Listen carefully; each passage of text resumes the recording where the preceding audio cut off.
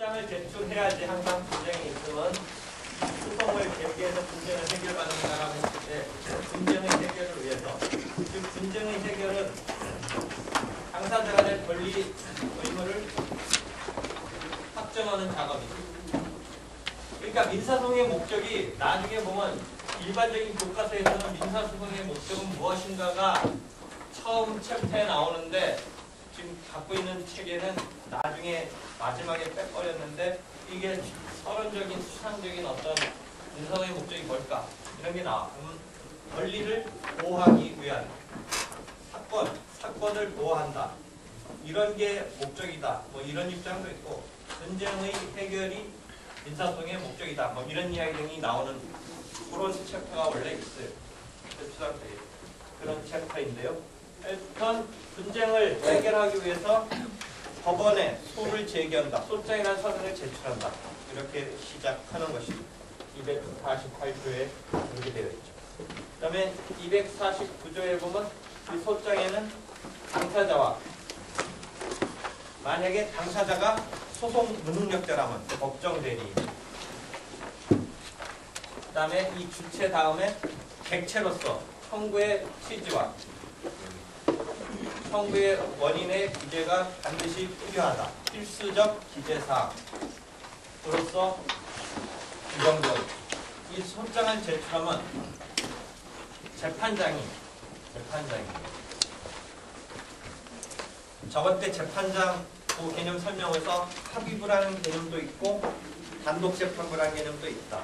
합의부는 우배석, 자배석, 그 다음에 재판장, 부장판사 이 3인으로 되어 있다. 단독재판부는 판사 1인이 재판장이 되는 것이죠. 그때 이 재판장이 즉 그 법원으로서 합의부는 합의부가 법원으로서 이것을 갖다 심사하지는 않고 재판장이 이 소장을 심사를 해요. 이러한 필수적 기재사항이 제대로 기재되어 있는지 그 다음에 인지의 첩부가 되어 있는지를 재판장이 심사를 해요. 그 심사의 와중에 부족하다든지 흠결이 있으면 보정을 명한다. 보정을 명하고 이 보정에 따라서 그게 갖추어지면 다행인데 이 보정이 이루어지지 않으면 또는 보정할 수 없는 것이라면 이제는 더 이상 진행할 수가 없는 거죠. 그러니까 이 절차의 큰 흐름에서 뭔가가 문제가 터졌을 때 한 번만에 확 없었던 것으로 잘못된 것으로 취급하지는 않고 시정할 기회를 줘요. 시정할 기회. 그 용어 중에 하나가 보정이라는 용어가 나오는 거죠. 소장을 보정할 기회를 주는데 애초에 그 시정해야 되는 내용이 시정할 수 없는 것이라든지 또는 시정하라고 했음에도 불구하고 시정되지 않는다면 이제는 더 이상 진행할 수 없으니까 소장을 명령으로 재판장이 각하한다. 이런 용어가 나와요. 소장을 명령으로 재판장이 각하한다. 이때 용어가 명령 뭐 이런 용어가 자꾸 나오는데 법원이라는 어떤 소송에서 하나의 주체가 당사자한테 어떤 판단을 내비치는 것을 재판이라고 해요. 재판. 우리가 일반적으로 재판이란 말과 판결이란 말을 같이 혼용해서 쓰는데 정확히 말하면 재판 속에는 판결과 결정과 명령이 있어요. 판단의 내용으로서 또는 판단의 어떤 형식으로서 구별한다면 재판의 종류로는 판결, 결정, 명령이 있어요. 판결과 결정, 명령의 차이는 여기가 중요한 것이라고 생각하면 돼요. 이쪽은 그렇게 중요하지 않은 것에 대한 판단이라고 이해하면 돼요. 당사자끼리 싸우는 실제 돈을 빌려줬느냐 아니냐 또는 빌렸는데 갚았느냐 아니냐의 그 공적적인 싸움의 내용은 판결로 판단을 내려줘야 돼요. 즉 원고 청구를 기각할 건지 원고 청구를 인용할 건지의 판단은 판결로 내려줘야 되고 저번 때 이 판결을 하기 위해서는 반드시 뭐를 거쳐라? 변론을 거쳐서 당사자한테 자기 주장을 펼칠 기회를 보장해 줘야 된다는 134조의 필수적 변론의 원칙을 한번 설명한 바가 있습니다. 반면 이 본격적인 싸움의 내용이 아닌 것에 대한 판단을 결정 명령으로 이해하면 돼요. 결정 명령으로. 그럼 결정과 명령 사이의 또 차이점은 뭐냐? 결정은 그렇게 중요하지 않은 본격적인 싸움의 내용은 아니지만 이 재판부 그 자체의 입장에서 내리는 판단이고, 명령은 재판부 그 자체의 판단이 아니라 판사 1인의 판단이다 라고 이해하면 돼요. 그럼 다시 돌아가서 소장에 대한 심사 결과 법원이 이거 더 이상 진행할 수 없다라고 해서 그것을 받아주지 않고 물리친다라는 의미의 소장을 명령으로 각하한다. 물리친다라는 의미의 각하의 앞에 쓰는 게 명령으로라는 말을 쓰네요. 명령으로. 그래서 조문을 보면 아마 254조인가 어디를 보면 재판장이 소장을 심사한다. 254조 1항. 그 다음에 흠이 있으면 상당한 기간을 정하여 재판장이 보정을 명한다. 그 다음에 2항을 보면 254조. 재판장은 그 흠이 보정되지 않는 경우에 명령으로 소장을 각하한다. 이런 지금 규정이 나옵니다. 그래서 재판장이 소장을 명령으로 각하한다. 그럼 소장 자체는 지금 본격적인 아직 싸움의 내용은 아니니까 판결 쪽이겠어요? 결정이나 명령 쪽이겠어요? 판단을 내비칠 때 결정이나 명령 쪽이죠. 그럼 결정과 명령 사이에서는 지금 소장을 심사하는 주체가 재판부로서의 법원이에요? 어떤 판사 1인인 재판장이 판단하는 거예요. 재판장이 판단하니까 결정으로 가겠어요? 명령으로 가겠어요?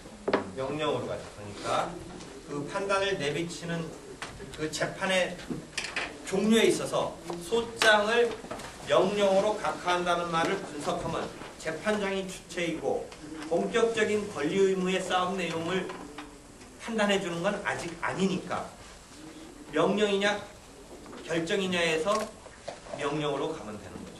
이해되겠죠? 그래서 재판장이 소장을 명령으로 각하한다. 그래서 이 부분을 통과 못하고 각하되는 경우도 있으려면 있을 수 있다. 한편 이 부분을 통과하면 이 소장이 오케이 됐으니까 반대 당사자인 피고에게 송달되게 된다. 반대 당사자인 피고에게 송달된다. 저번 때 시간하고 계속 이어지네요. 그래서 피고에게 송달되면 이제 피고로서는 억울한 점을 반격을 가해야 된다.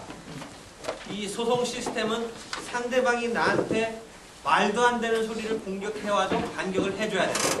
가만히 있으면 인정하는 꼴이 된다. 이런 류의 시스템이에요. 그러니까 30일 이내에 반격을 해라. 즉 답변서로 반박을 해라. 30일 이내에 답변서를 안 낸다면 256조, 257조 보면 변론 없이 원고 패소 판결을 당할 수도 있는 것이다. 즉 판결을 하는 데 있어서는 반드시 변론을 거쳐야 되는데 256조, 257조에 있어서 변론 없이라는 의미의 무변론 판결이 가능할 수 있는 여지가 거기서 나오는 거죠. 그래서 답변서를 송달받은 피고는 말이 되든 안 되든 상대방의 원고인 상대방의 주장이 말이 되든 안 되든 반격을 해야 되는데 30일 이내에 반격을 안 하면 그대로 원고 주장을 인정하는 꼴이 되니까 변론을 열어서 네 주장을 답변을 억울함을 하소연할 기회를 보장해 주려고 그 변론에 앞서서 서면으로 답변서를 내도록 해놓고 있는데 답변서를 안 내놓고 있다는 것은 너 억울한 게 없는 거 아니냐, 너 줘도 되는 거 아니냐, 즉 원고 주장이 맞는 거 아니냐로 가는 시스템이라는 거죠. 그래서 변론조차 열지 않고 원고 승소 판결, 무변론 판결을 할 수도 있다라는 거죠. 한편 30일 이내 답변서가 나오느냐 부분에서 피고에게 이 송달된 방법 중에 공시송달이라는 방법이 있다. 그럼 이게 실상 흔히 벌어지는 일이에요. 피고한테 애초에 자기가 파악하고 있는 주소로 이 소장 등을 송달해 달라고 해서 적어낸 주소로 가봤더니 실제 피고가 거기서 뭔가 연결이 안 되는 거예요. 주소 같은 게. 그럼 한 번쯤 더 해보고 뭐 그게 실제 사는데 그날 집에 없기 때문에 못 받은 건지 아니면 그 주소가 이제 뭔가 직권으로 주소가 말소되고 이 사람이 어딘가 떠돌아다니고 있는 건지 등등이 우편집배원에 의해서 송달되는 와중에 그 송달이 왜 안 됐는지 등이 법원에 보고가 돼요.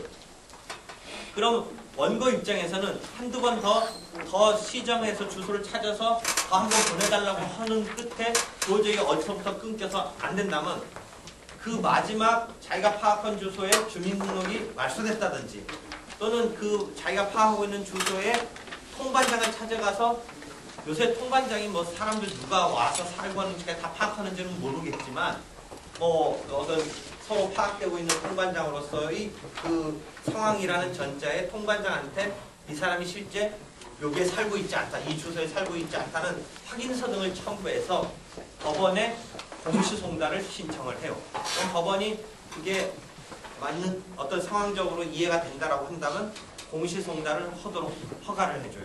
그러면 피고한테 보내질 서류가 공시송달이라는 건 더 이상 주소 추적이 안 되니까 그 보내져야 될 서류를 법원 사무관이 자기 서랍에 쌓아놓은 채 법원 게시판에 공시한다는 의미에서 공시송달이에요.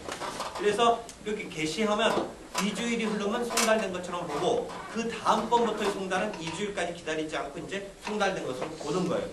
그런 류의 공시송달은 실제 송달을 받을 사람 입장에서는 이유가 어떻든 사실상 자기한테 지금 공격해 들어오는 내용을 숙지하기가 거의 불가능에 가까운 송달이다라는 거죠. 그래서 약간 우스개로 한다면 지가 주소를 불분명한 것 때문에 그런지 혹시 그런 뭐가 찝찝해서 그런지 법원 게시판을 규칙적으로 한 번씩 가다 보니까 나한테 오늘 이렇게 송달된다라고 우연히 발견한다면 모를까. 그렇지 않으면 그 사람이 그것을 모른 채 넘어갈 수 있는 상황이 일반적이겠죠. 그러니까 원래 송달은 그 송달받을 사람한테 어떤 정보를 전달한다는 게 의미가 있는 건데 그리고 이 소송 시스템은 그렇게 전달된 정보를 받아서 반격을 하라는 즉 그것을 반격을 하라는 말을 내가 쉽게 얘기했지 그걸 정확한 이 법률적인 고상한 말로 표현한다면 당사자의 절차 보장을 위한 아주 중요한 기능을 하는 것인데 그 절차 보장을 위해서 중요한 기능을 하는 것인데 사실상 그런 반격의 절차를 보장해주는 기능을 공시송달은 사실상 하기 어렵다라는 거죠. 그런 시스템이니까. 그러니까 30일 내에 반격을 못했다고 해서 그것의 경우까지도 무변론 판결을 할 수 있는 데 대해서는 아니다라고 생각하니까 거기에 공시송달의 경우는 예외로 한다라는 규정이 들어가 있는 거죠. 이해되겠습니까? 그런 식이에요. 그래서 다시 돌아와서 그런저런 상황이 없다면 정상적으로 송달됐고 30일 이내에 피고가 억울하다는 취지의 답변서를 제출하겠죠. 그렇게 된다면.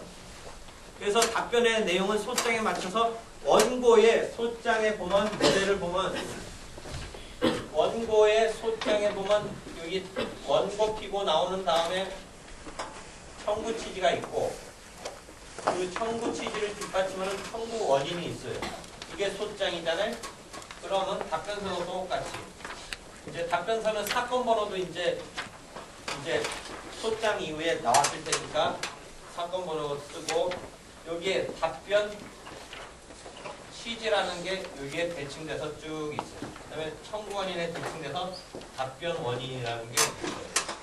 그래서 저번 때 우리가 여러 가지 학생들한테 내가 너 왜 돈 안 갚고 있는지 또는 빌린 것에 대해서 어떤 문제가 있는지를 상상으로 물어봤는데 그게 답변 원인에 나오는 거죠. 그 다음에 답변 취지는 그러니까 원고의 청구에 대해서 피고 입장에서 이 답변 취지 결론 핵심은 뭐예요? 원고의 청구에 기각을 구한다가 답변 취지로서 핵심적인 말이고 그 원고의 청구에 기각을 구한다라는 답변 취지를 뒷받침하는 답변 원인은 저번 때 얘기했듯이 뭐예요? 뭐 빌린 적이 없다든지, 빌렸는데 갚았다든지, 빌렸는데 시효가 완성됐다든지, 뭐 빌렸는데 나도 반대 채권을 못 받고 있으니까 상계 하겠다든지 등등이 답변 원인에 적어서 제출될 거예요. 그러면 이러한 소장과 답변서만으로는 민사소송에 있어서 본격적인 변론이 아직 열린 건 아니고 서면으로 그러한 변론에서 구술로 판사 앞에서 직접 구술하고 직접 심리를 하기 위한 전 단계로 제출된 서면에 불과하고 그거 자체는 아직 완결적인 게 아니에요. 그러니까 실제 이제 첫날 변론기일에 와서 원고는 소장에 적어놓은 내용을 바탕으로 구술로 진술을 해야 이제 자기 주장을 완결적으로 펼친 게 되고, 피고도 피고 나름대로 제출된 답변서의 내용에 따라서 이리저리에서 억울하다는 말을 판사 앞에서 직접 구술로 해야 완결이 되는 거예요. 그러니까 이 소장과 답변서는 그 변론을 준비하는 서면에 불과해요. 그래서 우리가 준비서면, 준비서면이라는 용어를 입에서 우리가 얘기하는데, 원고의 두 번째 내는 서면, 피고의 두 번째 내는 서면부터를 준비서면이라고 하고, 원고가 첫 번째 내는 준비서면이 이름 소장인 거고, 피고가 첫 번째 내는 준비서면이 이름 답변서로 특별하게 그렇게 이름을 붙인 거고, 그것도 기본적인 성격은 준비서면으로 보면 되는 거죠. 그것을 유독 첫 번째 내는 것을, 원고 측으로부터 첫 번째 내는 것을 소장이라고 우리가 부르는 거고, 피고로부터 첫 번째 내는 것을 답변서라고 부르는데, 그 기본적인 것은 그냥 변론을 준비하는 서면이라는 넓은 의미의 그것에 해당하는 건데, 특별히 소장, 답변서로 부르고 일반적인 준비서면과는 다른 어떤 취급을 우리가 하는 것이지만 기본적으로는 변론을 준비하는 서면이라고 생각하면 된다라는 거죠. 그렇게 해서 소장과 답변서가 판사 앞에서 직접 구술로 공개된 것 중에서 되는 그게 변론이라는 거예요. 그게 형사소송으로 치면 공판이고, 민사소송으로 치면 그게 변론이 열리는 거죠. 그래서 변론에서 구술주의이기 때문에 실제 그 서면에 적어놓은 내용에 따라서 구술로 해야 되는데, 과거는 오히려 어떻게 했다고 했어요? 한 10년 전 재판은 몇 월 며칠자 제출한 소장을 진술합니다 라고 한 10초 정도의 말로 진술을 한 거고, 피고는 피고대로 몇 월 며칠자 제출한 답변서를 진술합니다 람으로써 한 10초 상간에 구술로 진술한 것처럼 취급되는, 그게 교과서를 읽어보면 구술주의의 형해화라고 그래요. 형해화. 구술주의가 형식적으로 그렇게 되어 있다라는. 그렇지만 그건 너무한 거다. 원래 구술주의는 를 충족하려고 그렇게 서면에 입각한 것을 그렇게 정도로 취급하는 건 너무한 거다. 나는 이제 그 때문에, 그렇지만 또 실제 구술로 하는 것을 너무 철두철미하게 하려면 30분이고 그럼 계속 자기 말을 뭐 이리저리 저리이리 막 하다라고 하는 것도 좀 그래서, 사실은 핵심적인 말만 한 5분 정도로 구술로 요령있게 말하는 이런 식으로 해요. 그래서 핵심은 이런 건데 나머지 자세한 것은 소장에 적혀 있습니다. 내가 진짜 억울한 점은 이런저런 게 억울한 건데, 그래서 내가 뭐라고 말하면 지금은 억울해서 이렇게 얘기하고 나머지 이런 것들은 거기에 써 있습니다 정도로 한 5분, 3분 뭐 이런 정도로 좀 핵심적인 걸 발판으로 해서, 그래도 구술로 이렇게 하는 것이 지금 한 30분, 1시간씩 하는 건 좀 그렇고, 그런 정도의 구술주의에 따라서 재판이 진행되는 거예요.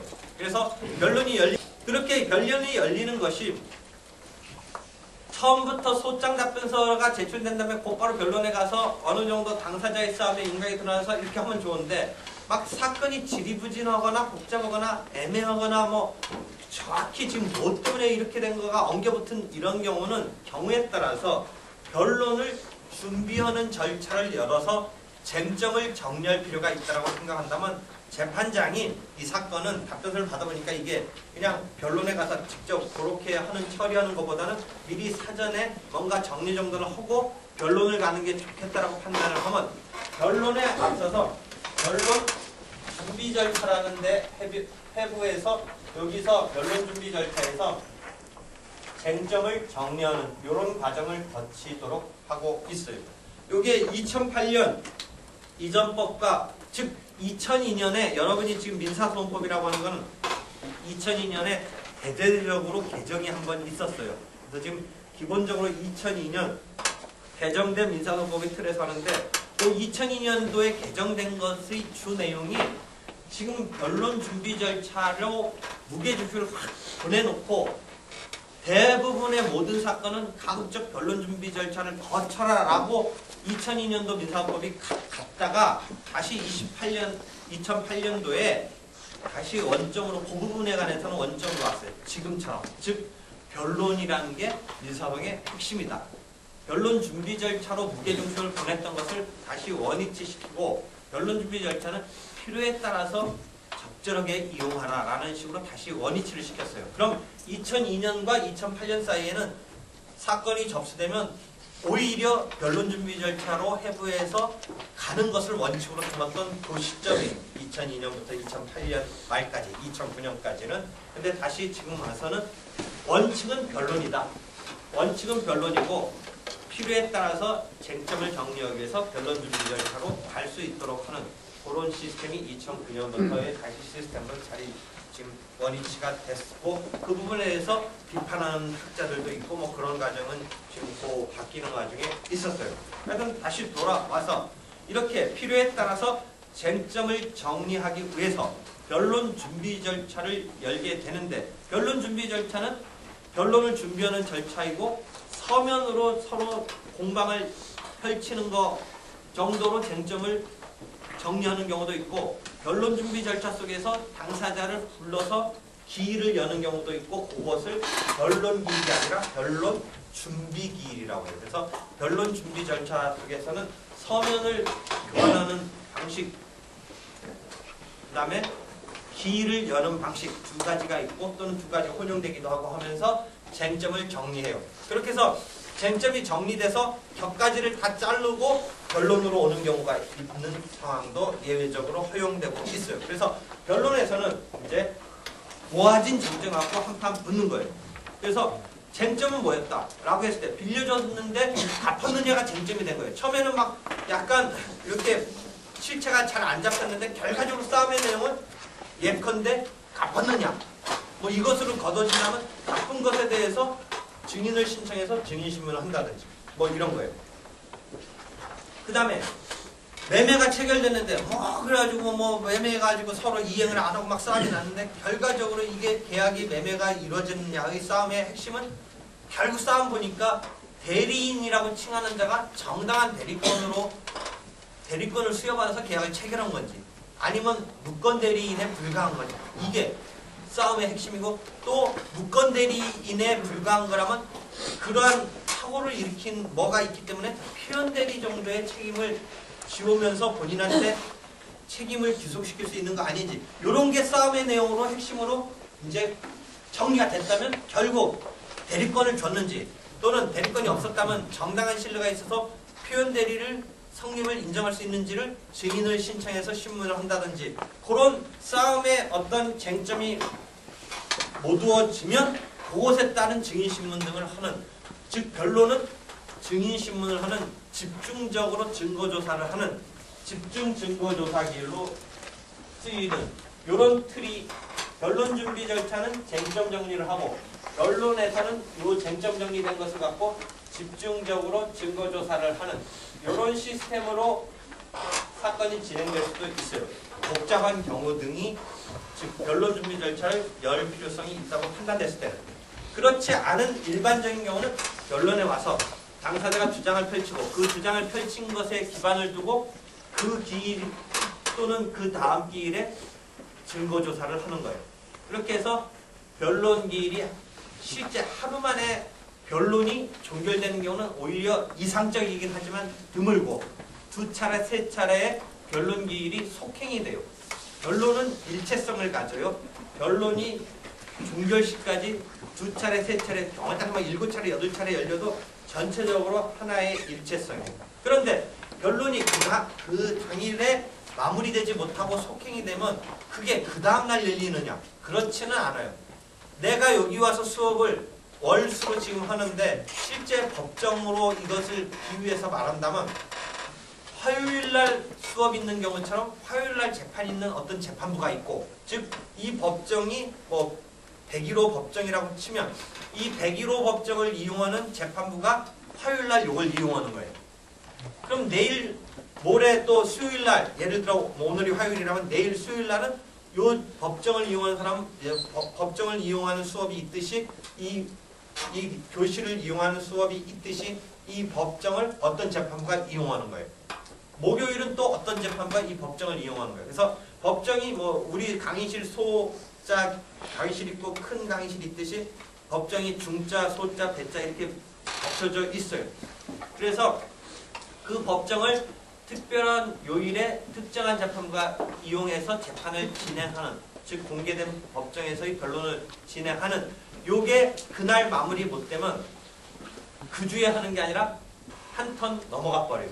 그럼 그 다음 주 화요일 날, 오늘이 화요일이라고 치면 그 다음 주 그럼 화요일 날 할 수 있느냐? 그것도 또 아니에요. 왜? 그 다음 주 화요일은 내가 오늘 못했다고 해서 그 다음 주로 곧바로 내 것만 또 해줄 수 있느냐? 그건 아니고 사건이 여러 개 그 재판부에 갖고 있단 말이죠. 그러니까 하루에 열심히 해가지고 내 건씩 조금씩 진행돼도 그 턴이 곧바로 다음 주 화요일 날 또 내 사건 턴을 딱 받는 게 아니기 때문에 실제는 한 4주 걸려요. 4주 턴 걸려요. 한 4번 정도는 이렇게 소화돼야 특정한 재판부가 갖고 있는 사건이 한 바퀴가 도는 거예요. 그러니까 실제 변론이 기일이 속행되면 한 4주 뒤에 잡히는 거예요. 4주 뒤에. 그러니까 한 3번쯤 변론 열리고 하면 한 6개월, 7개월씩 확 가는 거예요. 사건이. 그거에 비교적 그래도 요새는 집중적으로 하니까 그렇게 되는 거지, 과거엔 막 1, 2년씩도 가고 그래요. 비교적 또 우리나라가 외국보다 빨리 해주는 거예요. 빨리. 그래서 그럼에도 불구하고 당사자 입장에서는 되게 오래 걸린다고 생각을 하는 거예요. 그 다음에 실제 사건이 어렵거나 그러면 이제 또는 사건이 양쪽 당사자 누구 한쪽을 막 상황은 그건데 자기가 그렇게 판단을 하기에는 뭔가 좀 찜찜하다든지 구체적 타당성에 있어서 뭐 좀 어떻다라고 생각될 때는 사건을 자꾸 미루게 돼요. 딱 시원시원하게 해결을 안 하고 자꾸 미루게 돼요. 여러분도 어려운 문제 있으면 풀기 싫은 거랑 비슷한 거고, 난처한 일 있으면 피하고 싶은 거랑 비슷한 것처럼 자기네가 배정받은 사건이 아까 저번 때 얘기했듯이 부장판사와 그 다음에 우배석, 좌배석이 이제 가나다라는 이제 번호 가나다를 붙이면서 주심 사건으로 재판부에 온 사건을 실제 이제 주도적으로 그 사건을 관리하는 사람을 그 3명의 판사 중에도 그 사건의 주심 판사라고 해요. 형식적으로는 가나다라고 해서 재판장, 부장판사와 우배석, 좌배석이 똑같이 3분제씩 하지만 저번 때 뭐라고 그랬어요? 실제 판결문 쓰고 실제 관리는 형식적으로는 3분제씩 하지만 실제는 그 부장판사 거를 2분제씩 또 나눠서 떠맡는다고 그랬죠. 그렇게 해서 자기 사건을 그럼 그 실제 재판 열리는 때 가서 보면 3명의 판사가 들어오고 부장판사가 이 지휘는 하지만 2명 중에 자기가 지금 주관하지 않는 사건에 반대쪽 판사는 잠깐 딴짓하는 경우가 많아요. 왜냐하면 자기네 사건이긴 한데 주간심사가 지금 자기가 그 막 판결문 쓰거나 그거 갖다가 여러 가지 연구하거나 하는 데 대해서 약간 관심이 떨어지는 거예요. 자기는. 그러니까 졸리면 조는 거예요. 그래서 그 모니터링 하는 뭐 시민 요새 법정 뭐 모니터링단이 보면 판사들 존다고 하는 게 나오잖아요. 그게 졸린 게 뭐 아무리 정신 차려도 졸려서 졸린 건데, 그러니까 그 다음에 그게 관심 있는 사람은 자기 사건으로서 막 하는데 약간 자기 사건이 아닌 또 하나의 판사는 그 관심도나 이게 떨어지니까 졸린 거죠. 졸리면서 그게 정신이 확 잃어버리는 거예요. 그러니까 그게 또 시민 무슨 모니터링도 아니고 그런 것만 희한하게 잡아내죠. 그 주심 사건의 판사가 이제 사건을 이렇게 하는 건데, 하여튼 그래가지고 3인의 판사가 이렇게 법정에서 이제 등장해가지고 하는데 주심 판사가 조금 그것을 더 이렇게 적극적으로 할까 관심 있게 보는 거고, 나머지 판사도 뭐 재판부이긴 하지만 약간 관심도가 떨어질 수 있는 그런 상황은 있을 수 있다. 그렇게 해서 이제 변론이 이제 열려가지고 이제 하는데, 아까 말한 대로 매주 열릴 수는 없는 거고, 그렇게 되면 이제 4주마다 이렇게 턴이 오는데, 어차피 자기가 가의 부분까지 떠맡아서 그런 결과적으로 2분의 1씩 떠맡은 셈이 되는데 자기네 재판부에 배당된 사건이 2분의 1씩 떠맡게 된 건데 자기가 처리를 해서 소화를 빨리빨리 못 시키면 들어오는 사건의 속도와 자기가 해결해서 판결문으로 배출되는 속도의 흐름상 밀리면 더 쌓이는 거죠. 무슨 말인지 알겠어요? 밀리면 더 쌓여요. 그래서 이 판사로서는 좋은 게 뭐겠어요? 심플한 사건, 간단한 사건 이런 게 좋은 건 인지상정이겠죠. 일이 빨리 풀려나가니까.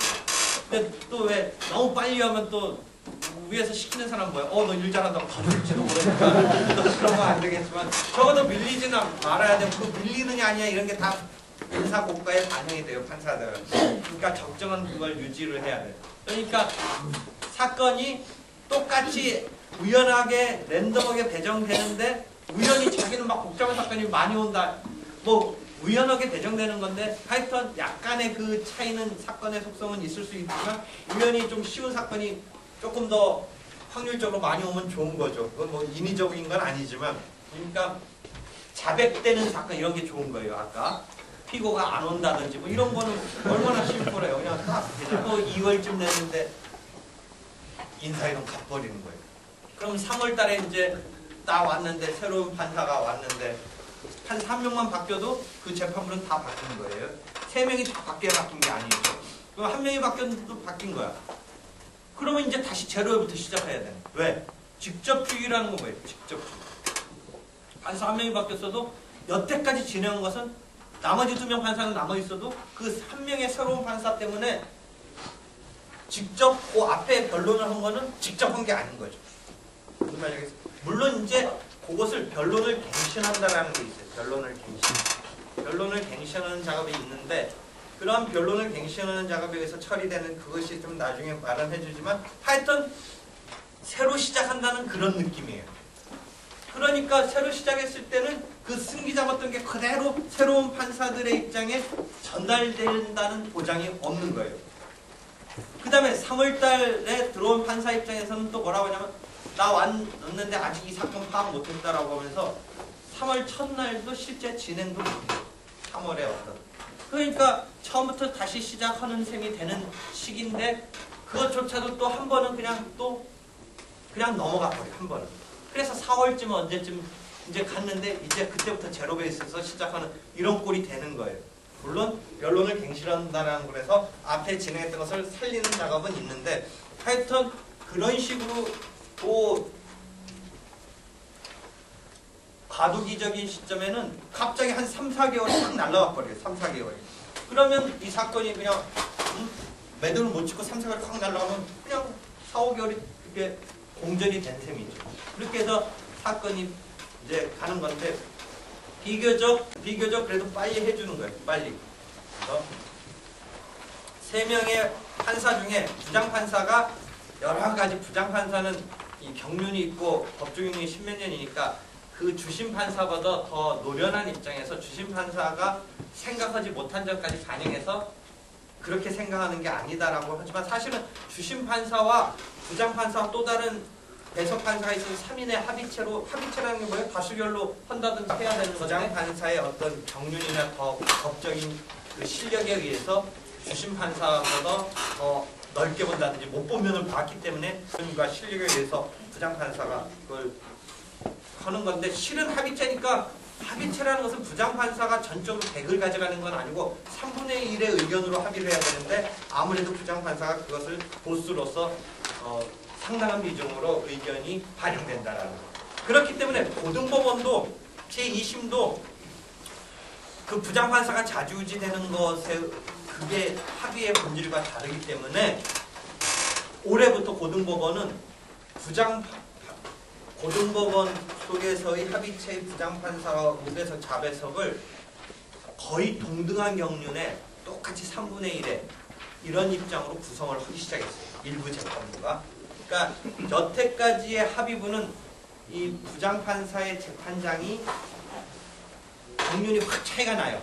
우배석과 자배석이. 그래서 주심판사로서의 그 주관은 하지만 사실상 부장판사의 의견이 상당히 반영될 수밖에 없는 거였어요. 그런데 제2심의 고등법원 중에 올해부터는 그 구성을 거의 같은 경륜의 사람끼리 하나의 합의문으로 만들어서 똑같이 3분의 1의 의견 지분적인 역할을 해줘라 라는 식으로 구성되는 그 시스템이 올해부터 일부 고등법원의 일부 재판부에 채택이 됐어요. 그래서 그런 식으로 뭐 실질적인 합의가 되도록 하겠다라는 그 지금 상황이 전개되고 있는데, 아무래도 지방법원은 자배석 우배석은 신참 판사부터 한 경력 5, 6년 차 이런 사람과 부장 판사는 한 14년 차, 뭐 이런 15년 차 이런 사람들이기 때문에 아까 말한 대로 해당 주심 판사의 생각보다는 이 부장 판사의 생각이 여러모로 더 못 보던 면을 보면서 이렇게 되면서 그게 똑같은 값어치로 작동을 안 하고 부장 판사가 좀 더 세게 작동하는 경우가 있기 때문에 그 주심 판사가 소신껏 거기에 대해서 맞대응하기가 쉽지가 않아요. 다시 돌아와서 그렇게 해서 4주 정도마다 변론이 속행돼서 마무리가 변론을 어느 정도 마무리가 되면 이제 더 이상 주장 펼칠 게 없고 더 이상 증거 조사할 뭐 상황이 남아 있지 않고, 그래서 그 주장 펼친 거와 당사자로부터 증거 신청에 의해서 증거 조사된 결과를 갖고 판단하기에 무르익었다고 생각된다면 변론을 종결해요. 변론을 종결한다.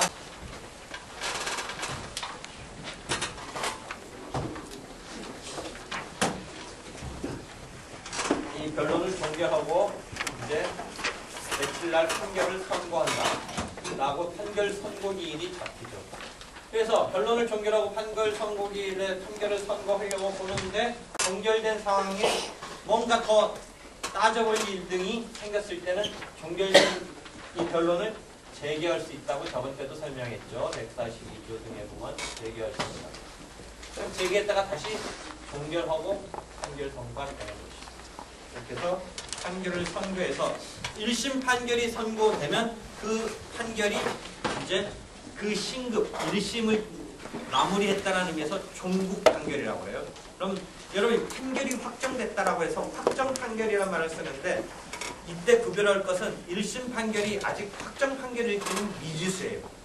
1심 판결은 1심 절차를 마무리한 판결이니까 종국 판결인 거고, 이 종국 판결에 대해서 판결이 선고되고 그 다음에 원고 피고에게 이 판결문이 송달이 돼요.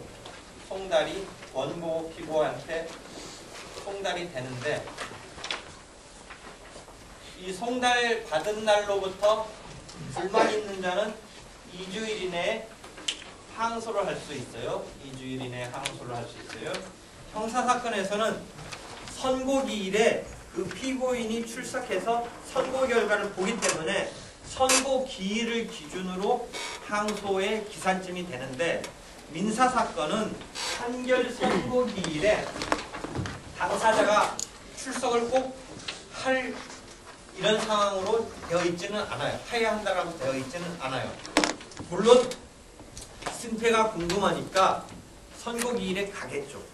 선고기일에 가봤자 원고 이겼다, 뭐 피고 졌다, 뭐 피고 원고 청구가 기각된다 라는 결론적인 얘기만 해주고, 왜 내가 주장 펼친 것이 받아들여지고 안 받아들여지고 해서 그런 결과가 나왔는지는 자세하게 아직은 선고기일에 몰라요. 그렇기 때문에 자기가 펼친 주장의 당부가 어떻게 심사돼서 뭐가 채택되고 등등을 자세히 알 수 있는 것은 선고기일에는 아직 알 수가 없고, 선고기일에 선고된 내용의 판결문이 자세하게 적힌 그것이 도달해야 비로소 알게 되기 때문에 선고기일 다음에 선고하고 나서 도달된 판결문을 보고 가타부타 불만이 표현된다 라는 시스템이기 때문에 선고기일을 기준으로 해서 항소를 2주간 따지는 게 아니라 선고 다음에 선고된 판결문이 송달됐을 때 판결문을 보고 나서 2주일 이내에 항소를 하라라고 해서, 항소에 있어서의 기산점은 판결문이 송달된 때로부터예요.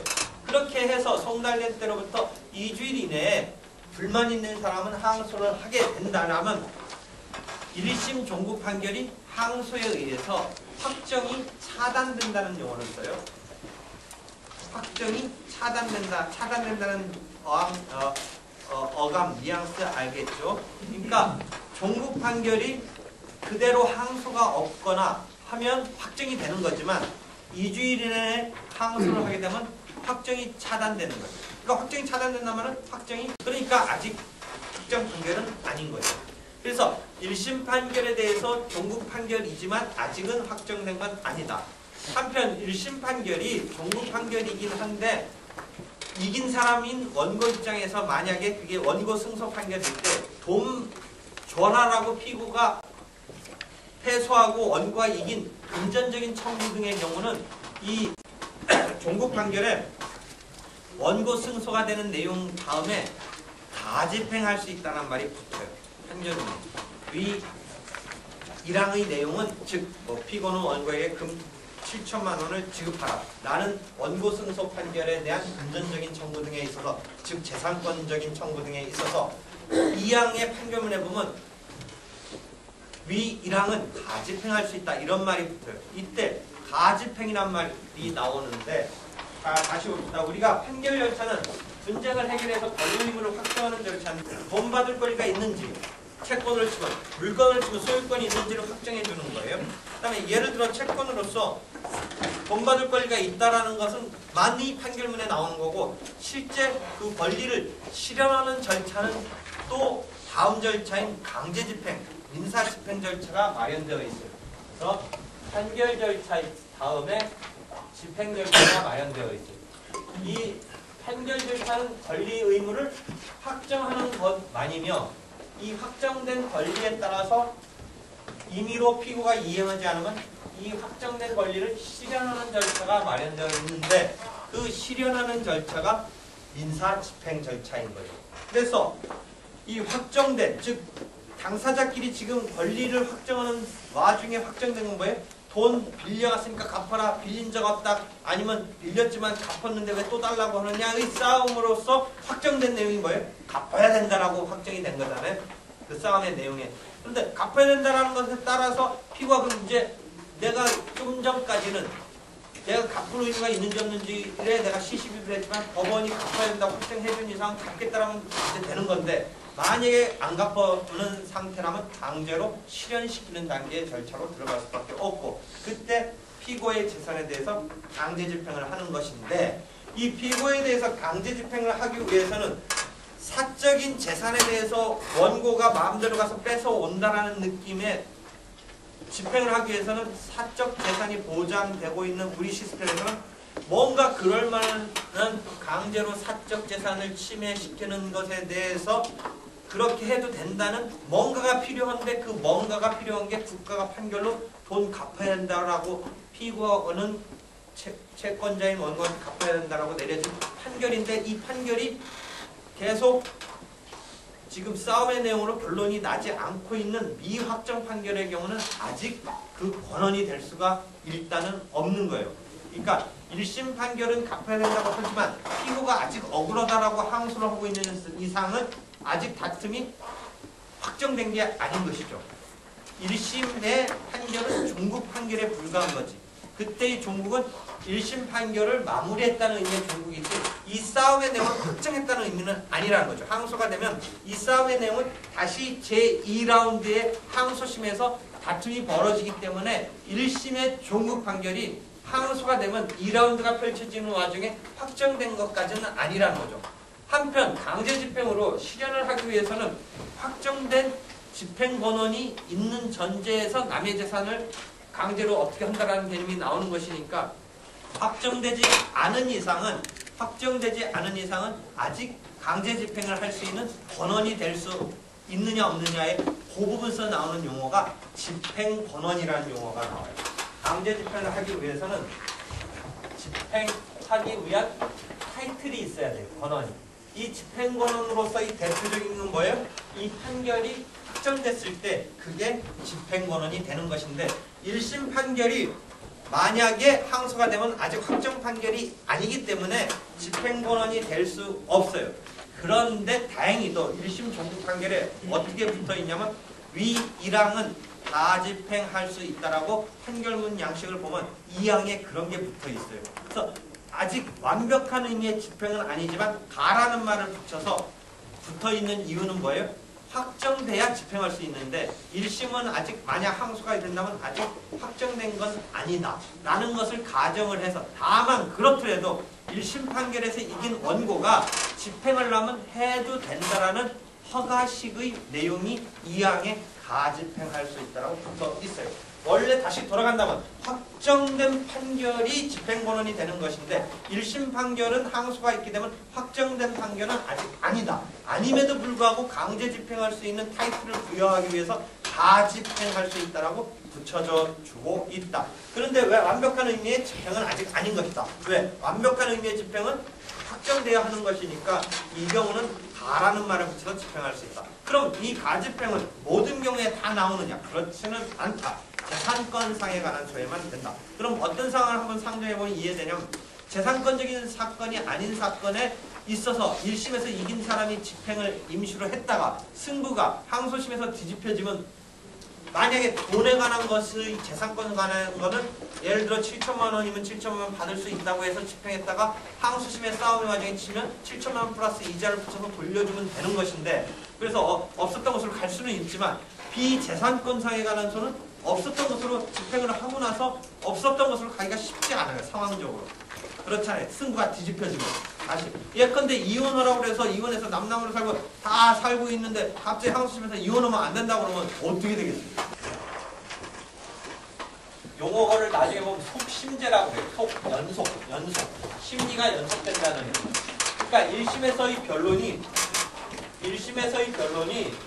판결이 선고되면서 일단 마감이 됐지만 항소가 되면 아까 뭐예요? 확정이 차단됐다라는 말. 를 쓰기도 하고 또 한편 어떤 용어가 나오냐면 이심된다라고 그래요. 이때는 숫자 2가 아니라 움직일 이자. 이심, 신극이 움직인다 해서 요 1심의 변론이 2심에 이제 변론이 개시된데 이렇게 연결되는 개념이에요. 그래서 속심이라고 하는 거예요. 그러니까 1심에서 변론이 종결되고 판결이 선고됐잖아요. 변론이 종결된 시점으로 마감됐던 것이 항소가 되면 어떤 느낌이다? 이게 터져서 연결된다. 이 속심이라는 의미예요. 속심. 그렇게 해서 1심에서 공방을 펼쳐서 마감됐던 것이니까 그때 1심 단계에서 충분히 서로 공방을 펼쳐서 판결을 받고자 했기 때문에 새삼스레 더 추가적으로 펼칠 공방은 남아있지 않을 가능성도 많지만 지금 입장에서 더 펼칠 공방이 있다든지 한다면 계속 펼치면 되는 거예요. 2심에서. 자기가 1심에서 억울하다. 보통은 1심의 반복적인 주장을 또 한 번 펼칠 경우가 많을 거예요. 왜냐면 이미 충분히 펼쳤던 주장 말고 더 새롭게 할 말은 없고 그렇지만 항소에서 다시 한번 심사를 받기 위해서는 변론이 열리는데 그 새로 열린 2심에서 열리는 내용은 원래 1심 플러스 뭔가 추가로 나오는 게 제일 어떤 시스템이 맞을 것 같지만 실제로 볼 때는 1심에서 자기가 다 할 말 해놨기 때문에 2심에서 새롭게 할 말이 그렇게 뚜렷하게 부각되는 말이 없을 가능성도 상당히 많아요. 그렇기 때문에 1심의 재탕일 수도 있어요. 그런 경우는 사실은 2심을 펼치는 게 큰 의미는 없고 1심 판단이 잘못됐다고 여기면서 새로운 주장은 없고 다시 한번 심사받는 그런 의미로만 작동을 하겠죠. 그렇게 해서 항소심이 펼쳐지는 거예요. 그래서 항소심에서도 펼쳐지는 변론이 1심보다 더 길어지는 경우도 있으려면 있겠지만 그다지 1심의 반복이라든지 또는 1심 플러스 조금 더 생각난 얘기를 한다든지 하면서 변론을 펼쳐서 항소심도 변론이 종결되는데 이 1심과 2심의 관계는 속심이고 2심도 역시 사실심이에요. 사실심. 이 말은 뭐냐면 사실적인 주장을 계속 추가로 펼칠 수 있다는 거예요. 사실심에 반대되는 개념은 법률심인데 대법원은 법률심이에요. 그래서 대법원은 원래 변론이 없고 추가적인 공방을 펼친다라는 이 변론이 원칙적으로 없어요.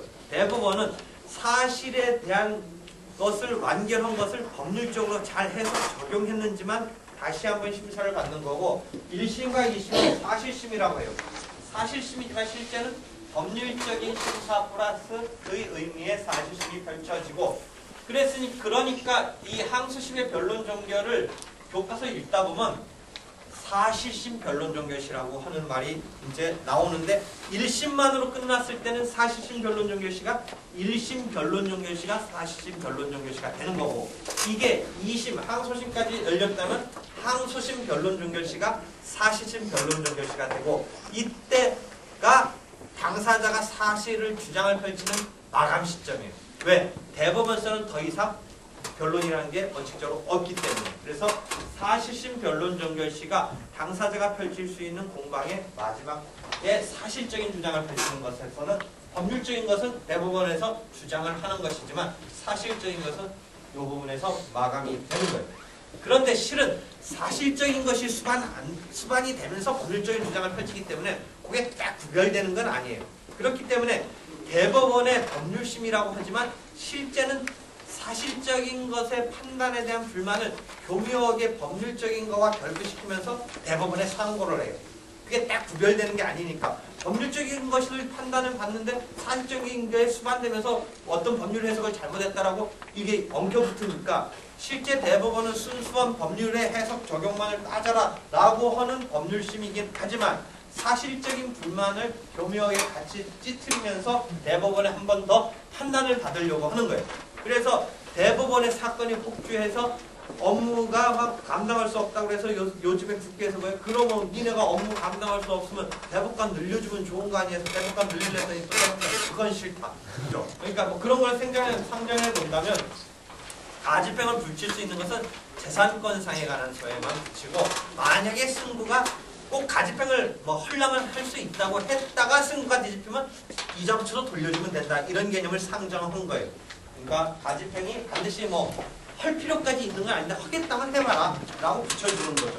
그랬다가 네가 끝끝내 이기면 되는 건데 만약에 승부가 다시 뒤집어지면 그것을 갖다가 이점수로 내놓으면 되는 이런 시스템에 가지병이 붙게 된다는 거죠. 이렇게 해서 판결이 내려진 것에 대해서 송달이 된 때부터 2주 이내에 항소가 이제 있게 된다는 거죠.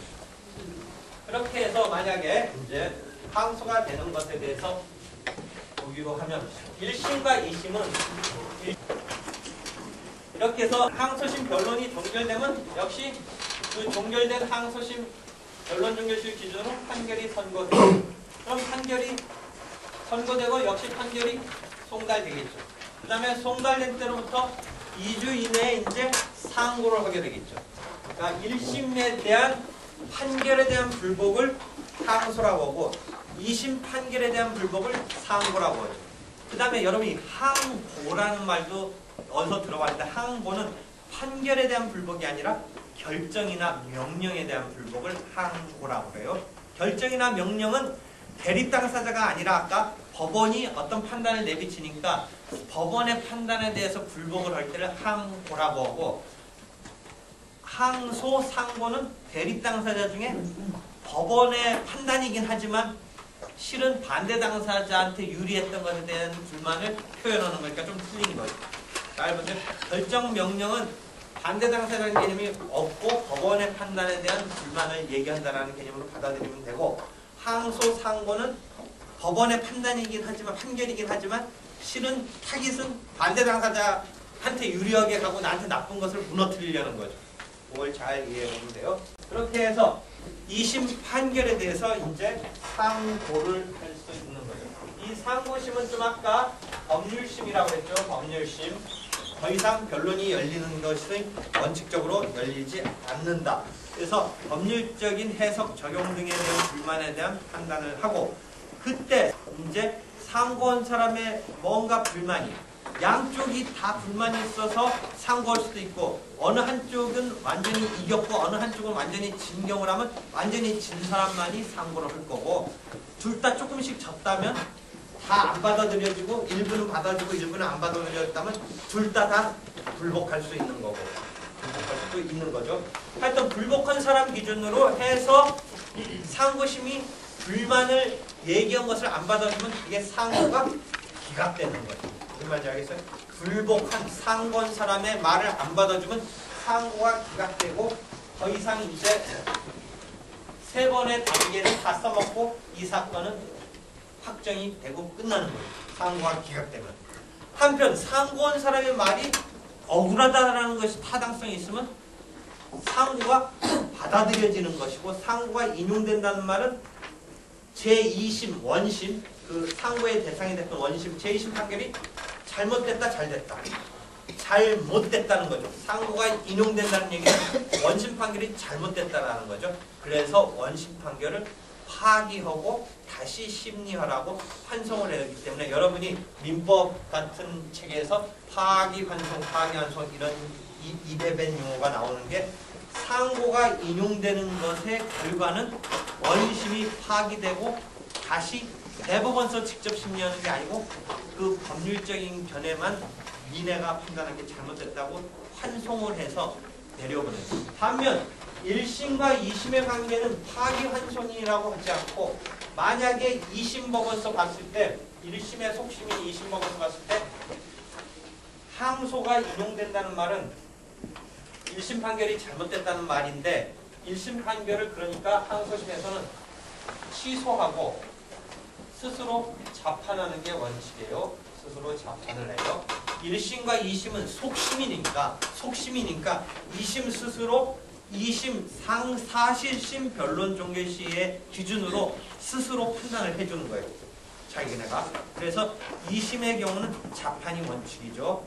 만약 1심이 잘못됐다고 해도 돌려보내지를 않는다라는 거죠. 한편 대법원은 원심이 잘못됐다라면 법률적인 것에서 파기하고 환송을 하는 거죠. 용어가 1심과 2심은 취소라는 용어를 쓰면서 자판을이라는 얘기를 하고 2심과 대법원은 취소란 말을 쓰지 않고 환송이라는 말을 쓰면서 파기라는 말을 쓰면서 환송한다는 말을 쓰니까 조심하고 그 이유는 내가 나중에 다시 왜 용어가 다른지는 다시 설명할 기회가 있는데 일단 1심과 2심에 있어서 항소가 인용된다는 말은 1심이 잘못됐다는 말인데 그 처리의 상황은 1심을 취소하고 스스로 자판한다. 근데 2심과 대법원의 관계는 상고가 인용된다는 것의 결과는 원심이 잘못됐다는 것인데 그 처리는 어떻게 하느냐? 원심을 이때는 취소한다는 말을 쓰는 게 아니라 파기하고 그 다음에 스스로 자판하는 게 아니라 원칙은 환송하는 게 원칙이다. 예외는 있지만 환송하는 게 원칙이다. 그 이유 등은 나중에 다시 그 부분 배울 때 설명하도록 하고 이해됐어요? 질문 있으면